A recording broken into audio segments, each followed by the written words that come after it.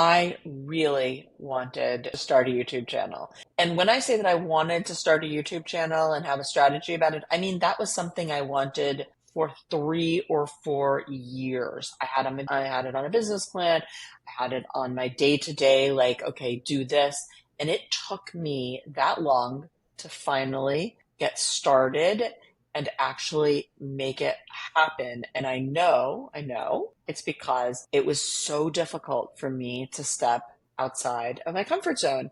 And if you're watching this, you're watching me on our YouTube channel, which is very active and now releases weekly videos. And that was done partially because my beloved business coach, Angie Dobransky, was there helping coax me or maybe pull me Or out of my push you. comfort zone or push me out of my comfort zone. And so I've invited Angie here to chat about the idea of comfort zone and what keeps entrepreneurs from escaping theirs to do the things that they want to. My name is Erica Dickstein and I'm with Spring Insight Marketing. Angie, tell us you are. I'm Angie Dobransky. My company is Rad Strategic Partners, and I am, a business and executive coach. So let's talk about this. I mean, I kind of think I know the answer to my next question, but this, what you saw with me when I kept saying, no, no, no, I'm going to start a video channel, and then it just Couldn't wasn't do it. happening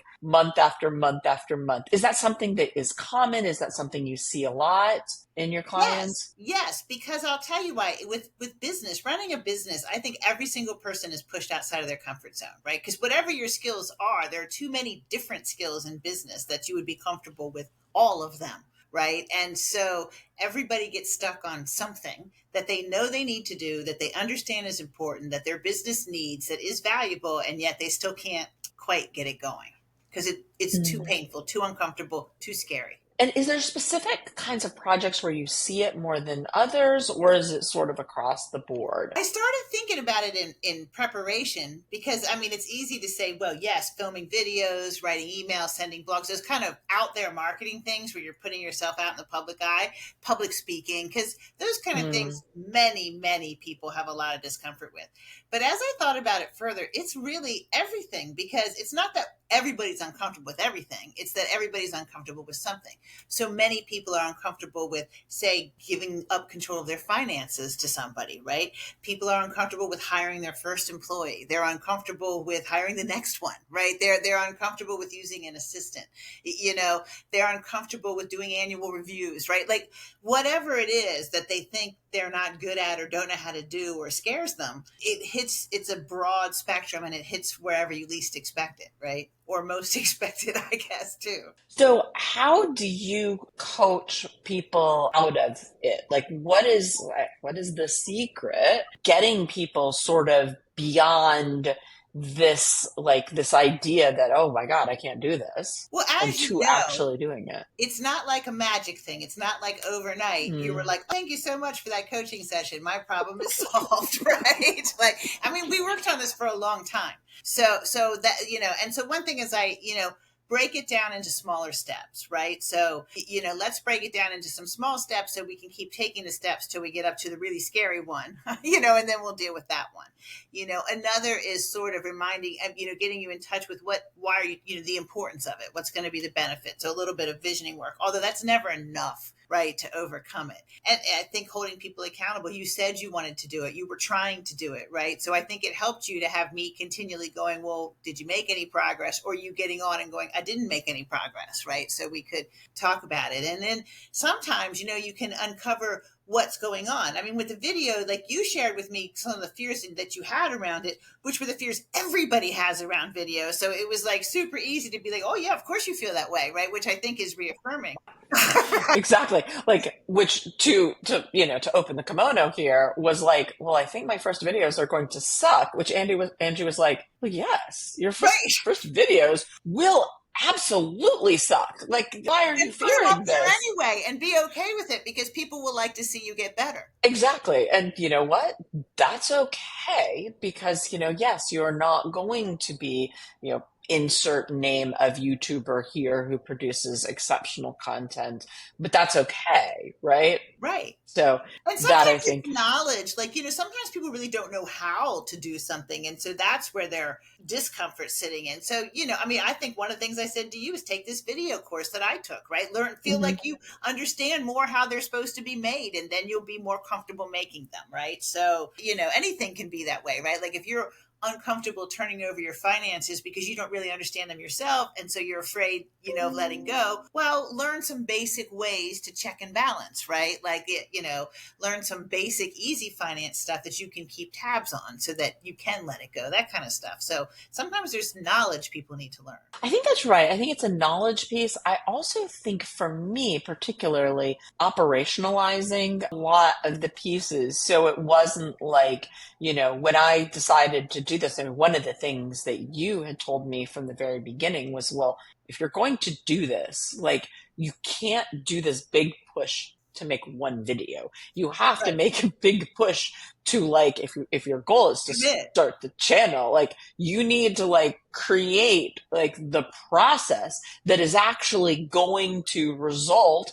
in you releasing whatever your schedule is. And we chose a once a week schedule, and whatever that schedule is, now you're building yourself an operation that churns that out. And that for me, I think was something like can only imagine if I had made the decision, we're building up to doing this one, we're building up to doing this one, we're building, and then you're done and you're like, built it. And then you're like, wait, hold I'm gonna do on. another one. There's another one, and that I think was for us was, creating this idea of like, no, no, no, no. You're not building a video. You're creating a system that then helps you churn out these videos that like really, I think the first time that we did it, we're like, okay, here's our month and this is what the month is going to look like. And that has been, I think for us in particular, part of this was like, you're not just creating one, but also you're exactly right. That resonates so much with me, the idea of building the knowledge. I think about it all the time. One of my kids, when she was planning for her bat mitzvah, the first time that I was walking with her to meet with a bat mitzvah tutor, and she was like, I remember her just saying, I can't imagine being able to do this. I can't imagine Right. getting up there and being able to lead the service. I can't imagine that. And you're thinking, well, no, of course you can't imagine that because you're on day one. And you've So, never done it. and you've never done it. There's all this stuff that has to happen before you are going to be able to do that, right? And that I think for me was like, it's one thing with about mitzvah where you're speaking in another language and you're learning all kinds of prayers, and right, that seems more obvious. But with the video, it seemed like, oh well, of course I should be able to do this. There's not much to it, and it was you that was like, no, here's a course, and Right. really does break all the pieces down. Well, that's part of my belief that like everything's easier and works better in life and business with a system, right? And we Mm, all actually everything we do, most of us are a series of systems, whether we realize it or not, right? And so you brush your teeth the same way every morning, you make your bed or don't the same way every morning, right? Those are little systems that we have in place. And I think it helps sometimes when you're going to do something scary, whatever it is, to go, okay, well, here's the system. Let's develop the system for it. And then it's just a habit, a pattern, a system you're following. It's not, jumping off the edge of the cliff. right. And at this point, I mean, it's what's also been so funny with us. Right before we got on, I told you, like, my goodness, I'm introducing using a different monitor to hold to put the speech plan there, or the video plan there, so I can kind of keep track. We're continuing to modify, continuing to And to get improve, better. to get better, because exactly what you said, like, I think they're going to suck at first. Well, yeah, that's why you can't wait until you're perfect. You have to start out and just sort of continue to improve. None of us are experts at like anything on day one. And if we're not willing to be amateurs to begin with, right, how do we ever become experts? Actually, it's so interesting that you say that. One of the things I resonate with this, and I sadly don't speak any other languages, but I was reading a book recently that was talking about like what are there's this idea when you speak a different language that some people have an ear for other languages, and what this book said was no, no, no, no. That's not right. It's your ability to not be a perfectionist, your ability to make Correct. mistakes, your ability to sort of get out there and be willing to sort of look a bit stupid. And to And sound stupid and to have people correct you. I've been trying to learn Spanish exactly. for years, by the way, and I probably speak like a 4 year old, and I rarely speak it. I think I can't speak it because I speak English very well, and so I have a Hmm. lot of discomfort with going out and sounding like a 4 year old. And yet, every native Spanish speaker that I've shared my struggle with has said, "Doesn't no, no, no. You just speak the Spanish that you know. We appreciate it. We'll help you. We'll correct you. We'll, Yeah. your mistake." And I read an article that people who speak languages well, it's because they're willing to go out and sound however dumb they sound and let people correct them and learn. Absolutely. So it's such a great lesson for all of us and all the skills that we're trying to achieve. So finally tell me, I mean, obviously you are on my amazing YouTube channel. So this counts as one of your successes, but can you talk about, are there other successes where you've worked with a client to get outside their comfort zone that You know, they've been able to achieve? had a client who had a very compelling personal story behind their business, and was invited to speak about it and wanted to speak about it because it's a very important message to share, but absolutely not a public speaker, absolutely terrified of it, right?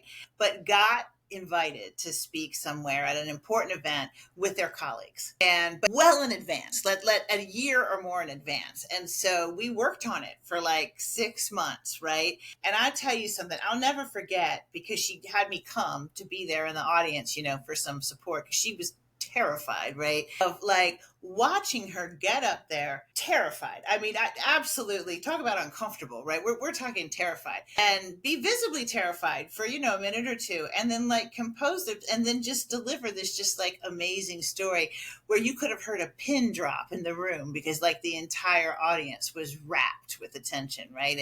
And just to know like how far outside of that she had come, and was just really kind of, I was so proud, of her, and Mhm. amazed, at what people can overcome. Great story. That's fantastic. Angie, Can thank I you tell you my so my much. Oh, favorite though uncomfortable moment ever? Because it was at a yeah. rally. You remember that Parkland's terrible school shooting, and they had a big gun rally in D.C. afterward, right? And there were like, I mean, lots of people there, hundreds of thousands of people. I was there, and they had a student get up on stage to speak. Now, in front of hundreds of thousand people and big celebrities, and on television, millions of people were watching. And Right. she Oh, I was remember. That shocked, was a huge talk. I mean, that huge. was a huge, yeah, I remember. Yeah. There were a and lot of and she people had there. been shot, like a month before, and so recovering from, and a high school student, and Yes. so Oh, well, she, high school student right there. I mean, they're always uncomfortable. They're so uncomfortable when their dad is standing next to them. right. So she steps up to the microphone and she starts delivering her talk at like the highest rate of speed a human could possibly speak, right? And I said to my husband, "Oh, the poor thing, she's incredibly terrified." I was like, let's send her some positive, loving energy, right? Because she's so obviously terrified. And she stopped, suddenly stopped. And she turned to the side and she threw up. And then she gathered her composure and she went back to the microphone. She said, "I can't believe I just threw up in front of more than 1 million people." And then she delivered the rest of her talk at normal speed. Like, you know what? I'm a public speaker. If I'd have thrown up, I would not have finished my speech. I know that, right? Like, I just thought it was the most amazing work through your discomfort moment I have ever seen. I love that. That's a great story. Yeah. Awesome. So All right. Angie, thank you so much for chatting with me on this topic. I know it is one that is near and dear to your heart. And now that we have a YouTube channel of mine to speak about it, it is near and dear to mine as well. So, and if you are watching this, thank you so much for joining. If you haven't already, I hope you'll like this video so that other people are able to find it. And if you haven't, please be sure that you subscribe to our channel. We release new videos because she has taught us how to operationalize this. And we release new videos every single Tuesday, always about marketing strategy, and website strategy. And we'd love to work with you, please feel free to come to our website, springinsight.com, and which that URL is in the description, and sign up for an audit, and we'll talk about your business. Angie, tell people how how, if people want to step outside of their comfort zone, how do they get in touch with you? Yeah, so if you need a little help getting outside of your comfort zone, I'm always available to do a quick 30-minute video call with you, which you can book straight right on my website, radstrategic.com. The book now button's right there at the top. So Awesome. And that will also be in the description below. Angie, thanks.